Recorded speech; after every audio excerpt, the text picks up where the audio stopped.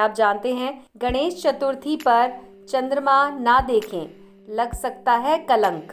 क्या आपने चतुर्थी का चंद्रमा देख लिया है? अगर आपने चतुर्थी का चंद्रमा देखा है तो जरूर ये मंत्र पढ़ें और इस कथा को सुनें। चतुर्थी तिथि शुरू होने से लेकर खत्म होने तक चंद्रमा का दर्शन नहीं करना चाहिए। अगर भूल से गणेश चतुर्थी के दिन चंद्रमा के दर्शन हो जाएं, तो मिथ्या दोष से बचाव के लिए इस मंत्र का उच्चारण करना चाहिए। सिंहः प्रसेन मव थित सिंहो जाम्बवता हतः सुकुमारक मारोदीस्तव रोष स्यमंतकरः। एक बार नंद किशोर ने सनत कुमारों से कहा कि चौथ के चंद्रमा के दर्शन करने से श्री कृष्ण पर जो लांछन लगा था वो सिद्धि विनायक व्रत करने से दूर हुआ था। ऐसा सुनकर सनत कुमारों को आश्चर्य हुआ।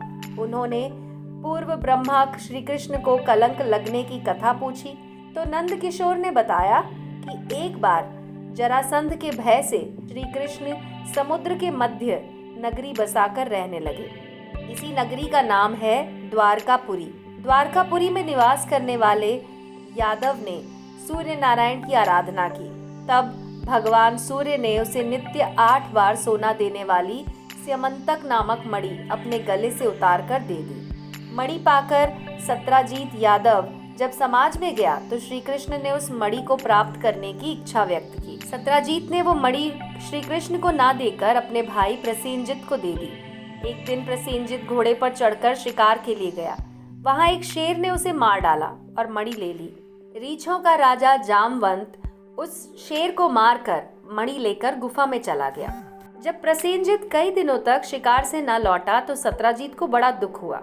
उसने सोचा श्री कृष्ण ने ही मणि प्राप्त करने के लिए उसका वध कर दिया होगा। इसलिए बिना किसी प्रकार की जानकारी जुटाए उसने प्रचार कर दिया कि श्री कृष्ण ने प्रसेनजित को मारकर स्यमंतक मणि छीन ली है। इस लोक निंदा के कारण ही श्री कृष्ण बहुत से लोगों के साथ प्रसेनजित को ढूंढने वन में गए।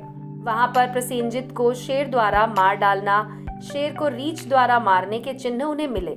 रीछ के पैरों की खोज करते करते वो जामवंत की गुफा में पहुंचे और गुफा के अंदर चले गए। वहां उन्होंने देखा कि जामवंत की पुत्री उस मणि से खेल रही थी। श्री कृष्ण को देखते ही जामवंत युद्ध के लिए तैयार हो गया। दोनों का युद्ध छिड़ गया। गुफा के बाहर श्री कृष्ण के साथियों ने उनकी 7 दिन तक प्रतीक्षा की। फिर वे लोग उन्हें मर गया जानकर पश्चाताप करने के लिए द्वारकापुरी लौट आए। इधर 21 दिन तक लगातार युद्ध करने पर भी जामवंत श्री कृष्ण को पराजित न कर सका। तब उसने सोचा कहीं ये वो अवतार तो नहीं जिसके लिए मुझे रामचंद्र जी का वरदान मिला था। ये पुष्टि होने पर अपनी कन्या का विवाह श्री कृष्ण के साथ उसने कर दिया और मणि दहेज में दे दी। श्री कृष्ण जब मणि लेकर वापस आए तो सत्राजीत अपने किए पर बहुत लज्जित हुआ। इस लज्जा से मुक्त होने के लिए उसने भी अपनी पुत्री का विवाह श्री कृष्ण के साथ कर दिया। कुछ समय के बाद श्री कृष्ण किसी काम से इंद्रप्रस्थ चले गए।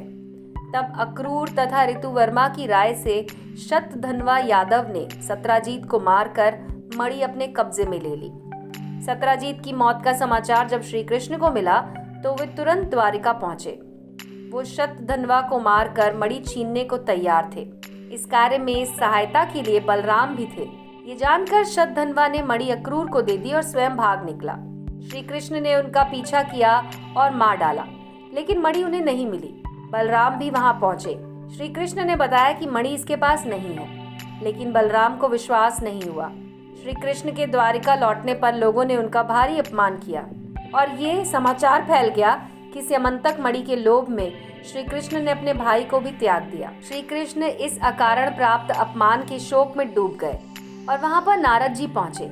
उन्होंने श्री कृष्ण को बताया कि आपने भाद्रपद शुक्ल चतुर्थी के चंद्रमा का दर्शन किया था, इसी कारण आपको लांछित होना पड़ा है।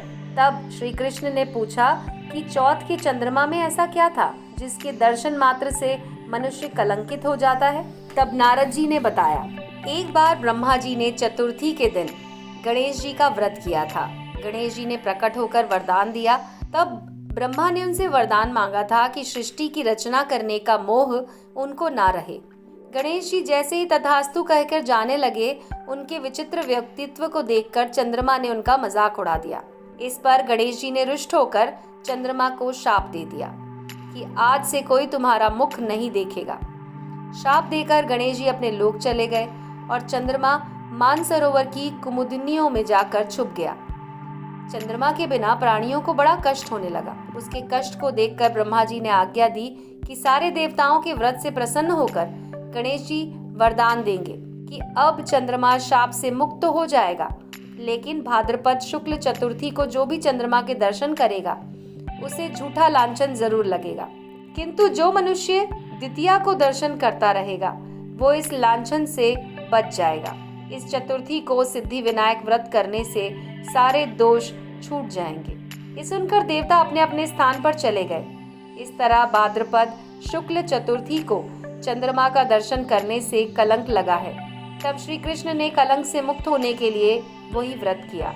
कुरुक्षेत्र के युद्ध में युधिष्ठिर ने भगवान श्री कृष्ण से पूछा, भगवान, मनुष्य की मनोकामना सिद्धि का कौन सा उपाय है? किस प्रकार मनुष्य धन, पुत्र, सौभाग्य और विजय प्राप्त कर सकता है? ये सुनकर श्री कृष्ण ने उत्तर दिया कि अगर तुम पार्वती पुत्र श्री गणेश का विधि पूर्वक पूजन करो तो निश्चय ही तुम्हें सब कुछ प्राप्त हो जाएगा। तब श्री कृष्ण की आज्ञा से युधिष्ठिर ने गणेश चतुर्थी का व्रत करके महाभारत का युद्ध जीता था। तो दोस्तों, ये तो थी कथा गणेश जी से जुड़ी हुई। इसी बात पर हम सब बोलेंगे, बोलिए श्री गणेश जी महाराज की जय। दोस्तों, अगर आपको ये वीडियो पसंद आया हो तो इस वीडियो को लाइक करके आप अपने दोस्तों के साथ जरूर शेयर कीजिए और ऐसे ही और वीडियोस के लिए जुड़े रहिए इंडियन रिचुअल्स के साथ। सब्सक्राइब कीजिए, लाइक कीजिए।